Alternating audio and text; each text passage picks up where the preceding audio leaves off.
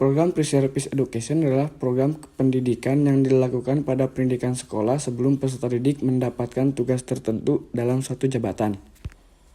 Lembaga penyelenggara program Pre-Service Education adalah pendidikan tinggi. Universitas yang menyediakan program ini berkenaan dengan kurikulum pendidikan guru dan kemitraan dengan sekolah dengan membekali mahasiswa calon guru dengan pengetahuan dan keterampilan formal kependidikan pengetahuan tentang sekolah.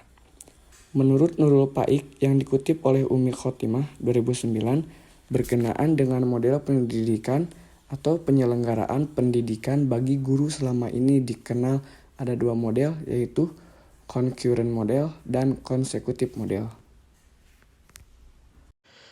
Model konkuren ini yaitu suatu model penyelenggaraan pendidikan guru yang menyiapkan calon guru yang dilakukan dalam satu napas, yang dilakukan satu fase antara penguasaan bidang studinya, subjek mater dengan kompetensi pedagogi ilmu kependidikan. Model inilah yang dipakai selama lebih dari 50 tahun dalam penyelenggaraan pendidikan guru di Indonesia. Ada PTPG, EPKIP, IKIP, SGB, SGA, SPG, SGO, PGA sebagai bentuk IPTK yang pernah ada di Indonesia menggunakan model ini. Model ini mengasumsikan bahwa seorang calon guru sejak awal sudah mulai memasuki iklim, menjiwai, menyadari akan dunia profesinya. Seorang guru tidak hanya dituntut menguasai bidang studi yang diajarkannya, melainkan juga kompetensi pedagogi, sosial, akademik, dan kepribadian sebagai pendidik. Kompetensi tersebut bukan sesuatu yang terpisah, melainkan jadi ramuan komposisi yang khas yang dijiwainya. Kalau guru diasumsikan sebagai petugas profesional, harus disiapkan secara profesional, secara sengaja untuk jadi guru. Juga di lembaga yang sengaja dibuat dan dipersiapkan untuk mendidik calon guru. Kritik terhadap model ini, penguasaan subjek mater bidang ilmu dianggap lemah karena perolehan kemampuan bidang ilmu yang diajarkannya dianggap kurang dari sarjana bidang ilmu. Ini dianggap kelemahan dan dinisbahkan sebagai salah satu faktor yang menyebabkan rendahnya kompetensi guru yang selama ini dipersiapkan di LPTK. Adapun kelemahan dan kelebihan dari model konkaren ini, yaitu kelebihan model konkuren. A. Guru konkuren lebih menguasai ilmu pendidikan daripada guru konsekutif. B. Guru konkuren mempunyai peluang untuk menjadi guru profesional. Kelemahan model konkuren. A. Guru konkuren tidak menguasai materi belajar karena hanya belajar sebagian dari disiplin ilmu yang harus diajarkannya di sekolah. Hal ini dapat diatasi dengan guru konkuren lebih mempelajari bahan atau materi ajar. B. Guru konkuren terancam menjadi pengangguran karena lahan pekerjaannya diambil alih oleh guru konsekutif.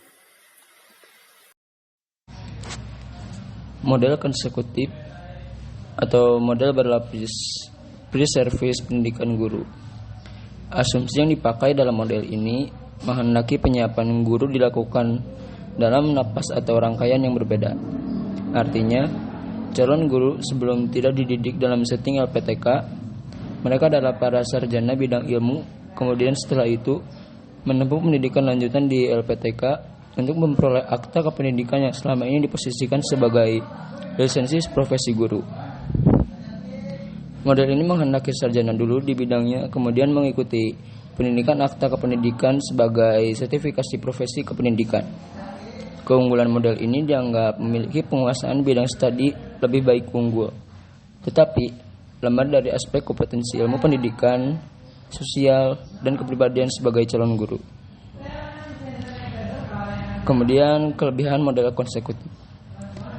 A. guru konsekutif lebih menguasai materi belajar. B. Para lulusan dari ilmu murni mempunyai peluang untuk menjadi guru dengan syarat melalui pendidikan starta. Kemudian kelemahan model konsekutif. A. Guru konsekutif tidak menguasai ilmu pendidikan karena guru konsekutif hanya belajar ilmu murni. Hal ini dapat diatasi dengan guru konkuren mempelajari ilmu pendidikan supaya menjadi guru yang profesional. B. Guru konsekutif akan bersaing dengan guru konkuren. Pertanyaannya sekarang adalah, manakah yang lebih baik dari kedua model penyelenggaraan pendidikan tersebut antara konkuren dan konsekutif? Jawabannya, masing-masing mempunyai kelebihan dan kelemahan. Di samping itu, tergantung kepada penafsiran apakah sebaiknya profesi guru merupakan profesi yang tertutup atau bahkan terbuka. Artinya, jika profesi guru adalah profesi tertutup, maka model konkuren yang dijadikan acuannya dengan memberikan penguatan lebih dalam pada penguasaan bidang ilmu atau bisa disebut subject matter. Artinya, perguruan tinggi yang berperan sebagai LPTK harus semakin diperkuat dan didorong untuk lebih bagus lagi. Pemerintahan pun wajib memberikan perhatian yang tinggi terhadap penyelenggaraan pendidikan guru di LPTK. Sejalan dengan semakin bergengsinya profesi guru, maka LPTK akan semakin menjadi perhatian publik dan minat menjadi guru akan semakin kompetitif. Jika profesi guru adalah profesi terbuka, maka berarti model konsekutif yang dijadikan acuan. Akibatnya akan menjadi kecenderungan tereduksinya keberadaan LPTK hanya sebagai lembaga sertifikasi profesi guru semakin mendekati kenyataan. Sebab untuk menjadi guru tidak perlu studi di LPTK. Berlatar belakang perguruan tinggi apapun, bila akan menjadi guru cukup mengikuti pendidikan sertifikasi profesi guru yang diselenggarakan oleh pemerintah di LPTK.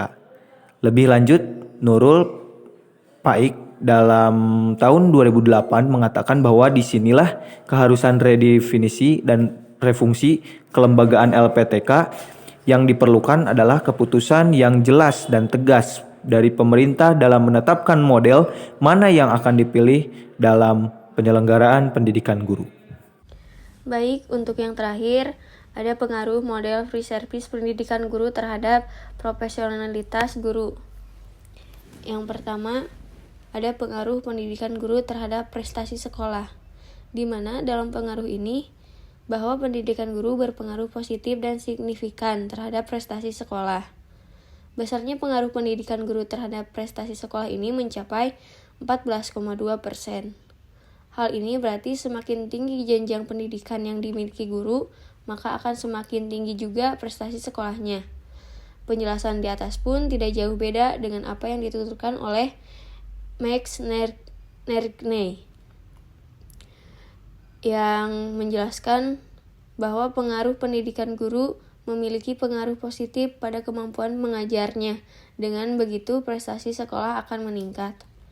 Yang kedua, ada pengaruh pelatihan pembelajaran terhadap prestasi sekolah, di mana melalui kegiatan penataran, peserta dapat pengetahuan dan keterampilan yang dapat menghilangkan kejenuhan dari rutinitas kegiatan pembelajaran sehari-hari di kelas.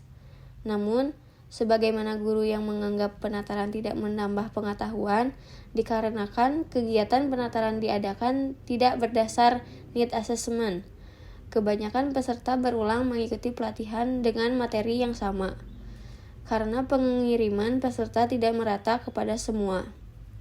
Untuk itu, perhatian Ditjen-Dikmen dewasa ini diberikan kepada usaha membenahi metode dan materi pelatihan agar sesuai kebutuhan peserta dan mempunyai dampak terhadap peningkatan profesionalitas guru yang pada akhirnya berdampak pada prestasi sekolah secara menyeluruh.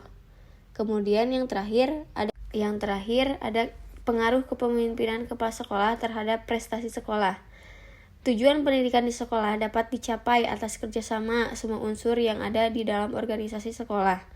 Oleh karena itu, kepala sekolah sebagai penanggung jawab utama dalam pengelolaan satuan pendidikan harus mampu merencanakan dan mengorganisir setiap kegiatan sehingga dapat meningkatkan kinerja guru untuk mencapai kemajuan belajar siswa.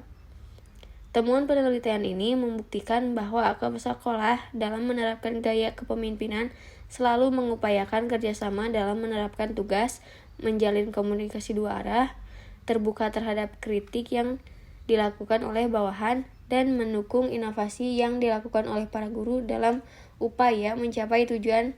Diperlukan adanya kerjasama dan saling pengertian.